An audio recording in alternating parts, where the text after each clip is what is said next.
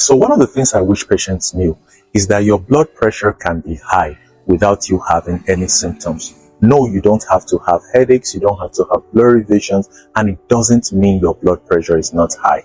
And it doesn't mean it's not destroying your kidneys, your heart, your brain, and other vital organs. So check your blood pressures. I'd like to disprove the myth of, doctor, I have typhoid. So typhoid is a very serious medical condition, and it's some of the symptoms of typhoid include diarrhea, vomiting, but there are also some more serious symptoms which include hallucinations, and it can even perforate the intestine. So whenever you have any of the symptoms similar to this, you may not actually have typhoid. You might just be having a viral infection which will resolve on its own without antibiotics. So kindly refrain from overuse of antibiotics as they have very serious side effects. There has been so many awareness and campaign around autism. So the diagnosis of autism has increased across borders. So many children are labeled autistic, even though they are not autistic.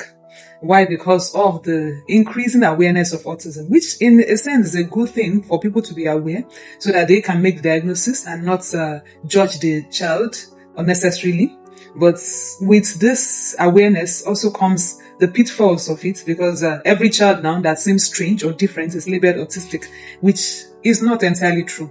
Some children can just be that they have a social impairments, or they have difficulty having interactions socially, or some children might be hyperactive, or they might just be slow to learn. They might have dyslexia, maybe a learning disability or a problem. Does not mean that they are autistic.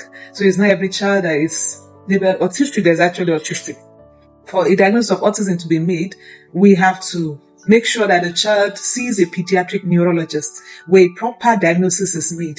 And this diagnosis is made after consultation with a pediatric neurologist who subjects the child to some screening and then examination. And there's a tool that we use to assess autism. It's after we have screened and then we have ruled out other things that can cause the symptoms that the child has, that we can now say yes, based on the screening tool and based on our assessments, the child has autism.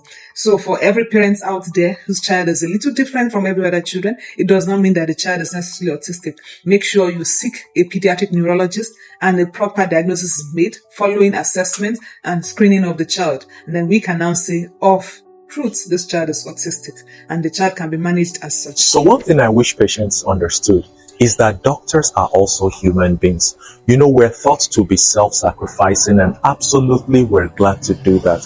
But oftentimes people don't realize that you can't keep on giving and giving without having times of breaks. People often want you to give throughout the day and throughout the night. So next time you're relating with your doctor, remember that he or she is a human being. He can get exhausted, and he or she definitely have their own concerns also. So be kind and compassionate to your doctors, just like you want them to be to you.